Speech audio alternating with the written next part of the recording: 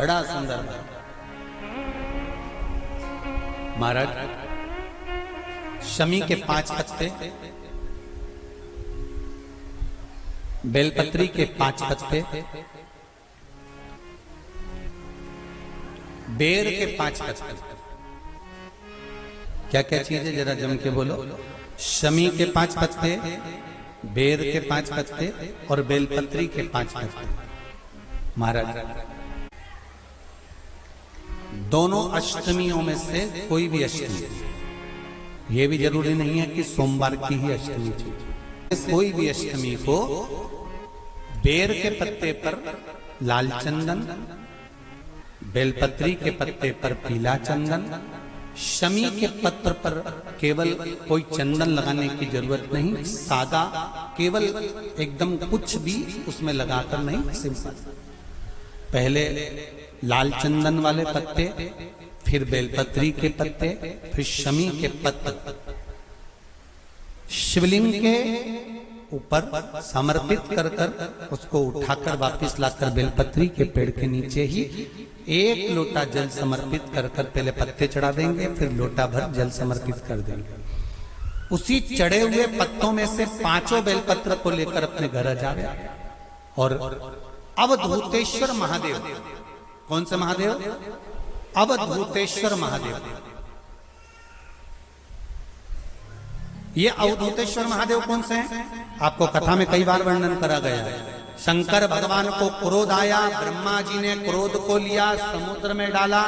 उस रूप को क्रोध का एक रूप था, क्योंकि जो मदिरा पान करने वाले होते हैं, व्यसन करने वाले होते हैं, गलत काम करने वाले होते हैं, इनको सुधार करे जाओ। जितना तुम समझाओगे ये उतना कबूल होंगे। तुम बच्चों से कहोगे गलत लड़के के साथ रह रहा मत रहे, तो और ज्यादा क्रोध करेगा, और चिड़चिड़ करेगा, और अपशब्द कहेगा। तो ये क्रोध को संयमित कर देगा। अवधूतेश्वर महादेव, अवधूतेश्वर महादेव का स्मरण कर 5 पत्तों को लेकर आइए।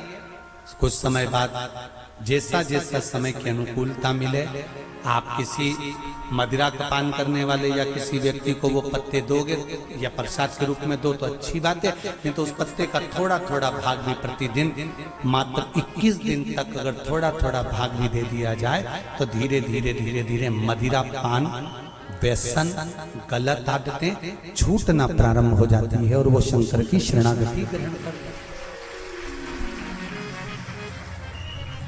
महाराज शिव अर्चना, ये तो अभी अभी लोगों की थोड़ी सी सोच गलत हो गई।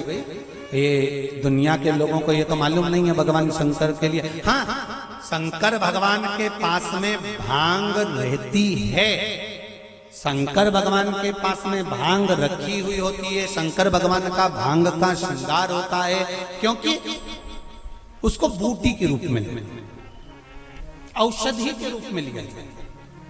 पर कोई कहे कि शंकर भगवान भांग का नशा करते हैं, तो ये संसार के लोगों को समझा देना कि शिव भांग का नशा,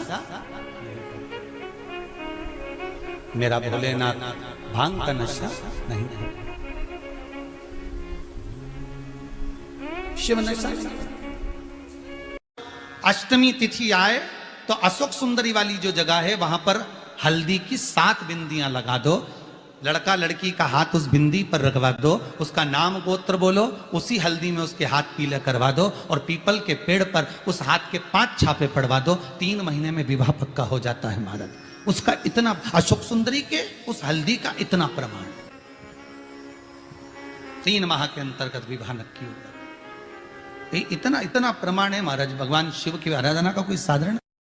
अष्टमी के दिन भूल से भी अगर एक बेलपत्र, एक श्वेत पुष्प शंकर भगवान को समर्पित हो जाता है तो ये मानकर चलें कि आपने कुछ मांगा भी नहीं तो भी शंकर भगवान देने के लिए आपके दरवाजे पर पहुंचे। शिव महापुराण की कथा कहती है, इस मृत्यु लोक में, पृथ्वी पर कलिकाल में जो तुम बीज बोओगे वही तुम्हें काटना पड़ेगा। तुम किसी की निंदा करोगे तो कोई तुम्हारी भी निंदा करेगा। तुम किसी पर कीचड़ उछालोगे तो एक न एक दिन तुम पर भी कीचड़ उछलेगा। तुम किसी का अपमान करोगे तो एक न एक दिन तुम्हारा भी अपमान होगा।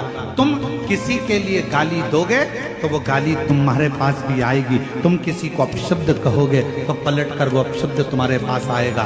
तुम किसी को बद्दुआ दोगे, एक ना एक दिन वो बद्दुआ तुम्हारे पास भी आएगी। तुम किसी का अपमान करोगे, एक ना एक दिन तुम्हारा भी अपमान होगा।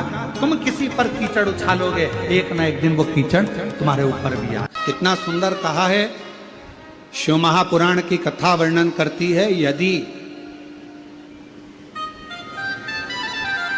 किसी भी अष्टमी तिथि को 12 महीने में शुक्ल पक्ष कृष्ण पक्ष की अष्टमी तिथि पड़ती है, यदि किसी भी अष्टमी तिथि को अगर किसी ने नियम बनाया 5 अष्टमी का, 8 अष्टमी का, 7 अष्टमी का, एक कनेर का पुष्प शिवजी के शिवलिंग को समर्पित करना, अशोक सुंदरी के स्पर्श करना, और जो जलाधारी होती है, जैसे ये शिवलिंग है, ये जलाधारी है, तो पहले शिवलिंग पर स्पर्श, फिर अशोक सुंदरी का स्पर्श, फिर जलाधारी पर कनेर का पुष्प शिव जी की ओर मुख कर कर, अर्थात जैसे मानो ये कनेर का पुष्प है तो ऐसा शिवलिंग का स्पर्श करते हुए जलाधारी पर जो समर्पित करता है, भगवान शंकर उसके मन की कामना को पूर्ण जरूर करते हैं। एक कनेर का पुष्प मां श्रृंगार कर रही है, कनेर के पुष्प से माता सती श्रृंगार कर रही है। पहले जटा का श्रृंगार किया। मेरे राम जी महाराज ने भी पूरा कर्म कर लिया, पूरा की पूरा कार्य कर लिया, तो भी राम जी महाराज जान गए कि समुद्र से भी कहकर देख लिया, हाथ जोड़ लिया, पांव पड़ लिया, सबसे विनती कर ली, पर कोई रिजल्ट सामने नहीं आया। तब राम जी ने पार्थिव शिवलिंग का निर्माण करा, बालू रेत का शिवलिंग बनाया, पूजन करी। शंकर भगवान ने बुद्धि दी, और बुद्धि किसको मिली? नल और नील को प्राप्त हुई थी। वो बुद्धि का एक स्मरण सामने प्रकट कर दिया। समुद्र देव ने आकर कह दिया, आपके साथ में ये जो नल नील रह रहे हैं, इनको श्राप लगा है कि ये कोई भी वस्तु पानी में फेंकेंगे वो तैर जाएगी। कभी कभी श्राप भी उत्तम फल दे जाता है। ये नल नील इतने उपद्रवी थे, छोटे छोटे दोनों। जब संत लोग तपस्या करते थे, उनका सामान ले जाके पानी में फेंक देते, ना आसन मिलता ना कमंडल मिलता। बेचारे संत लोग रोते रहते कि काय की औलाद पैदा कर,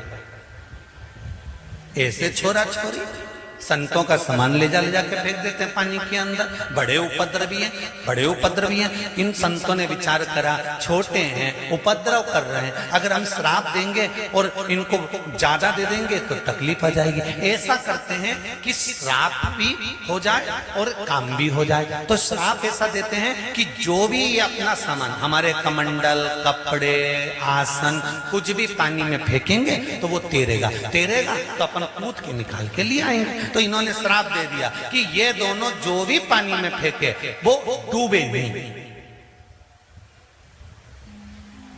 अब उनके उपद्रव करे हुए बचपन के श्राप को समुद्र देव ने याद दिला दिया कि नल नील कोई पत्थर को फेंकेंगे तो वो तैरेगा। तो इन्होंने पत्थर फेंकवाए, वो पानी में तैर गए। तो जरा विचार करो, इतनी देर तक वो कोई बताने वाला नहीं था कि पत्थर तैराने वाले भी तुम्हारे साथ में है। तुम सारे हाथ पैर जोड़ लिए, तब तक तुम्हारा काम आगे नहीं बढ़ा। पर शंकर भगवान की उपासना करना चालू करी और तुम्हारा काम धीरे धीरे आगे बढ़ने लगा। समझ लो कहीं ना कहीं अटका हुआ था।